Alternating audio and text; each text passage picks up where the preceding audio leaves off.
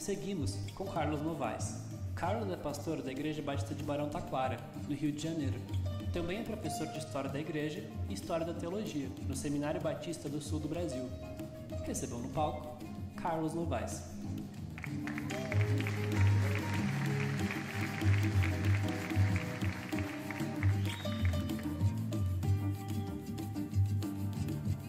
Que bom estar aqui com vocês nas conversas pastorais e tratando muito especialmente desse tema, não me envergonhe do Evangelho. Eu vou seguir um pouquinho que a Viviane disse aqui, quero ecoar, também já senti vergonha do Evangelho e já senti vergonha de ser pastor, como o Edson disse aqui de manhã. Até eu descobri que não era do Evangelho que eu sentia vergonha, mas era da caricatura do Evangelho. Porque há uma diferença entre o Evangelho e a caricatura do Evangelho. Embora eles pareçam ser a mesma coisa.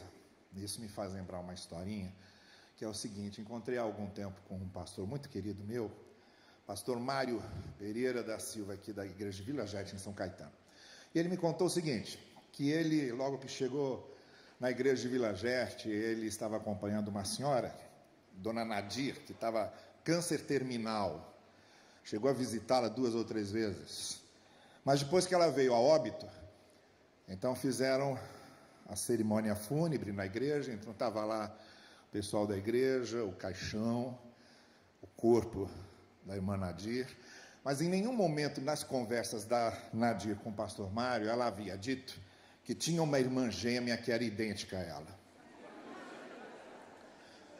E aí estava o culto correndo. De repente ele olha para a entrada da igreja e está lá a gêmea da Nadir. Ele virou para o diácono que estava do lado, olhou para o corpo, olhou para a porta, olhou de novo para o corpo, olhou para a porta e perguntou para o diácono ao lado: irmão Isaías, quem é que nós estamos enterrando aqui hoje? Ele disse: a irmã Nadir. Aí ele falou: e quem é aquela que está lá na porta em pé? Aí disse que o diácono Isaías olhou, arregalou um olho desse tamanho e disse: Jesus Maria, e saiu pela porta do fundo. Então é isso, pode parecer a mesma coisa, mas não é. Evangelho é uma coisa, a caricatura do Evangelho é outra. E Evangelho para mim se apresenta como dádiva e missão. A gente recebe a graça de Deus e a gente se torna um instrumento da graça de Deus para o outro. Deus é misericordioso conosco e nós somos misericordiosos com os outros. Deus nos perdoa e nós perdoamos os outros. Deus promove a pacificação e nós promovemos a pacificação com o outro. Evangelho para mim se tornou isso, essencialmente isso. O resto, como diz o Milor Fernandes, é tudo complemento, armazém de secos e molhados. Mas essencialmente, o Evangelho é a dádiva da graça e a missão de sermos graça para o outro. E nesse sentido, eu queria compartilhar com vocês de que maneira esse Evangelho foi transformando o meu coração de pastor.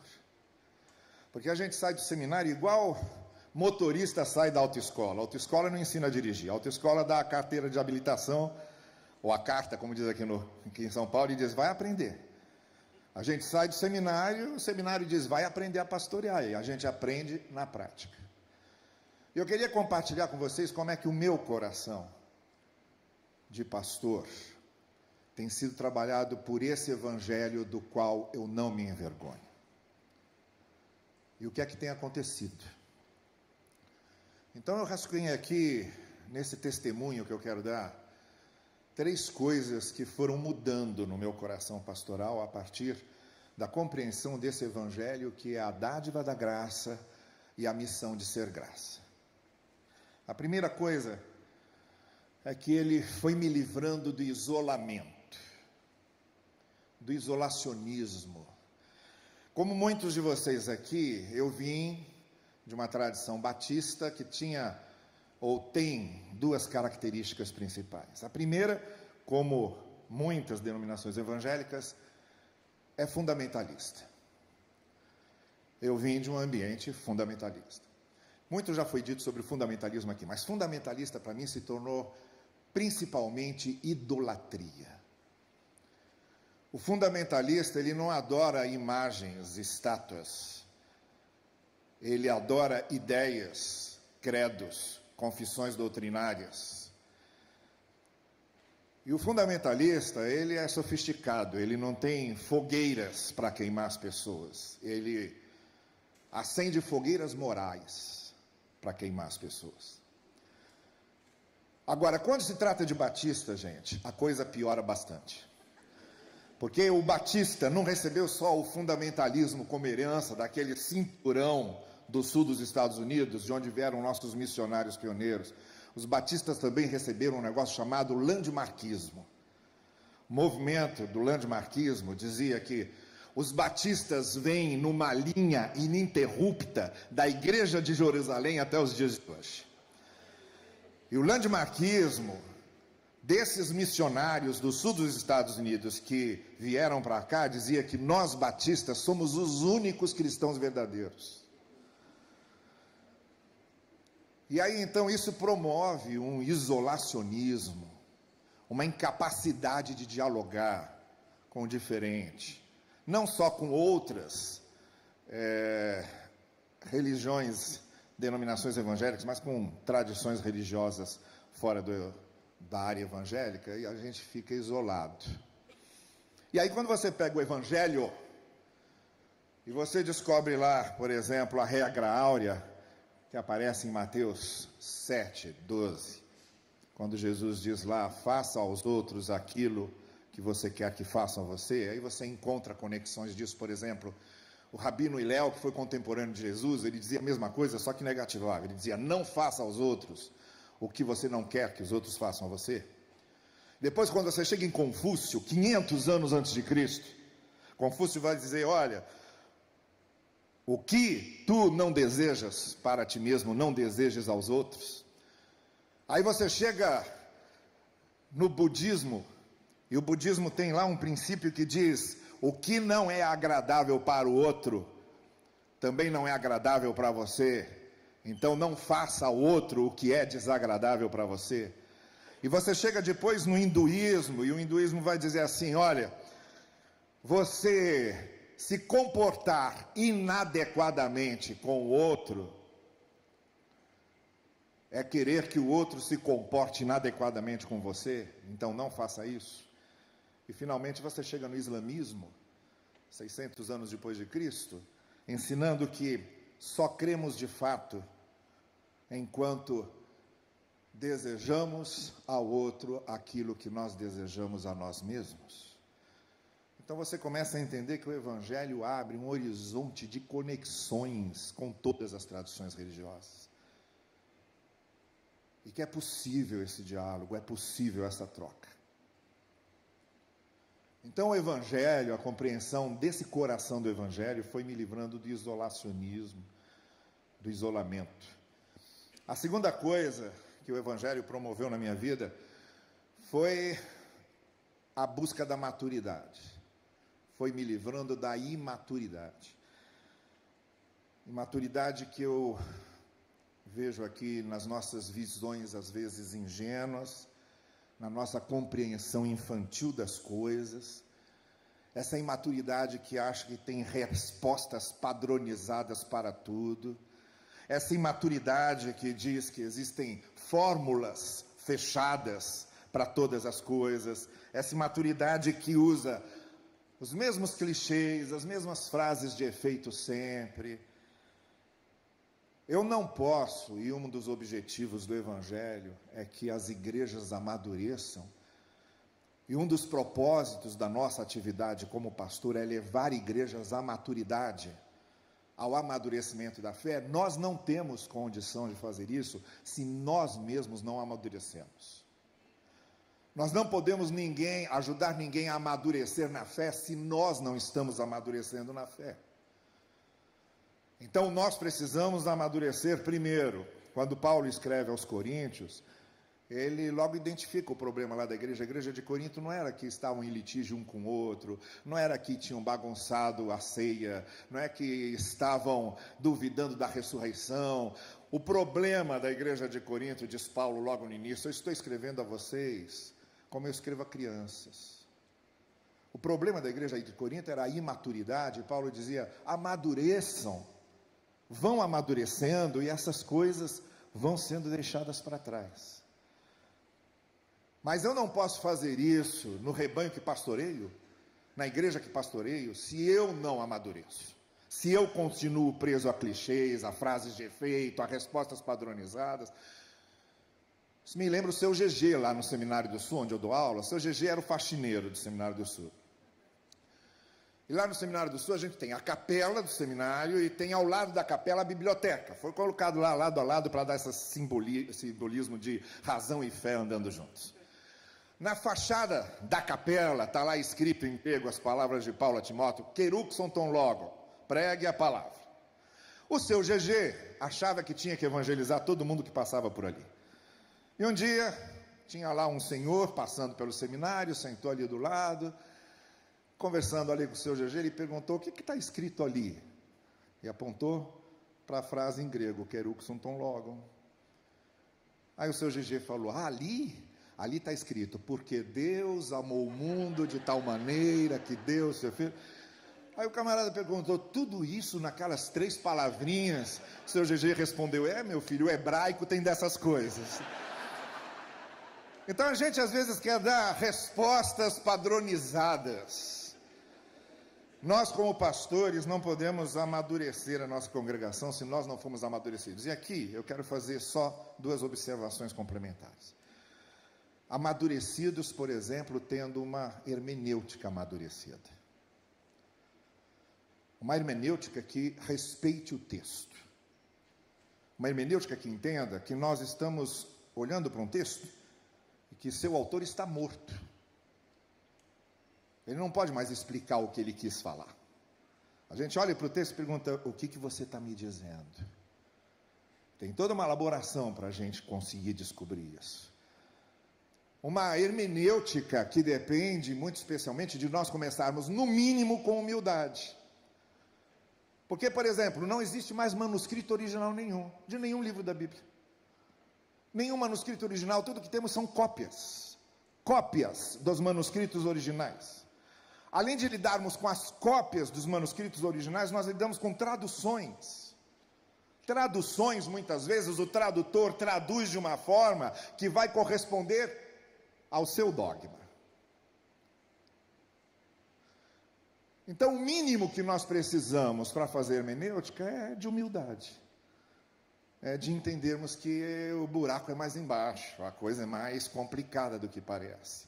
Mas uma hermenêutica madura, não folclórica. E a segunda coisa é de uma prática pastoral madura. Que não seja só recitar versículos, quando os problemas são dramas complexos, dramas difíceis de serem trabalhados, e que a gente precisa de maturidade pastoral para trabalhar com esses dramas. Bem, o Evangelho me livrou do isolamento, está me livrando do isolamento, o Evangelho está me livrando da imaturidade, esse Evangelho do qual não me envergonho. E por fim, em terceiro lugar, o Evangelho está me livrando da insensibilidade. É impressionante como pessoas que deviam partir do pressuposto de que têm de trabalhar a partir da sensibilidade, parece que trabalham a partir da insensibilidade mais dura, mais violenta, da insensibilidade mais cruel. O Evangelho vai nos dando sensibilidade para a dor dos feridos, vai nos dando sensibilidade para o grito dos excluídos, vai nos dando sensibilidade para aqueles que estão em situações singulares, difíceis, mas muito especialmente, o Evangelho nos ajuda como pastores a livrarmos as pessoas, os cansados e oprimidos dos fardos do discurso religioso. essa sensibilidade que precisamos ter, a sensibilidade que faltou, por exemplo, a Eli, quando Ana estava chorando, aflita, e ela estava tão aflita orando que mexia os lábios enquanto orava, e Eli, olhando de longe, julgou que ela estava bêbada e foi repreendê-la. Não estava entendendo nada do que Deus estava fazendo ali no altar. E muitas vezes nós, como pastores, perdemos a sensibilidade de entender o que Deus está fazendo no altar. Precisamos dessa sensibilidade que vem do fato de Jesus ter dito a Pedro: apacenta as minhas ovelhas. A sensibilidade que se lembra que as ovelhas não são nossas, as ovelhas são de Jesus, e pastorear as ovelhas de Jesus significa pastoreá-las a partir do coração do próprio Jesus, da visão do próprio Jesus e da sensibilidade do próprio Jesus. Semana passada, entre a notícia da morte dos médicos na Barra da Tijuca, no Rio de Janeiro, e a notícia do Hamas invadindo Israel, houve uma notícia que, por causa dessas duas, passou meio despercebida. O primeiro indígena que recebeu um lugar na Academia Brasileira de Letras, o Ailton Krenak. Ailton Krenak conta num dos seus livros a seguinte história. É uma lenda Krenak, é um mito Krenak. E que diz o seguinte: o criador dos Krenaks resolveu visitar os Krenaks para saber como é que eles estavam vivendo. O que é que eles tinham feito de tudo aquilo que Deus tinha dado para eles. E aí, para não chamar muita atenção, ele se disfarçou de um tamanduá e começou a observar. Mas aí, de repente, vieram alguns Krenaks, fizeram uma armadilha para ele, pegaram o tamanduá e levaram para matar e comer o tamanduá. E aí, duas crianças da tribo Krenak reconheceram naquele tamanduá o Deus Criador. Foram lá e libertaram o tamanduá e levaram o tamanduá de volta para a floresta. E quando o tamanduá estava se afastando, as crianças perguntaram: e então, Criador, o que é que você achou da gente? O tamanduá virou de costas e disse: estranho, muito estranho. Eu fico lembrando dessa história em comparação, por exemplo, com o conto do Dostoiévski, do Grande Inquisidor, quando o bispo reconhece Jesus no meio da praça de novo e manda pegá-lo e levá-lo para o seu gabinete, e diz o seguinte para Jesus, mostrando toda a riqueza da igreja, ele diz: não venha atrapalhar o que a gente conseguiu. Volte para o seu lugar, não nos atrapalhe.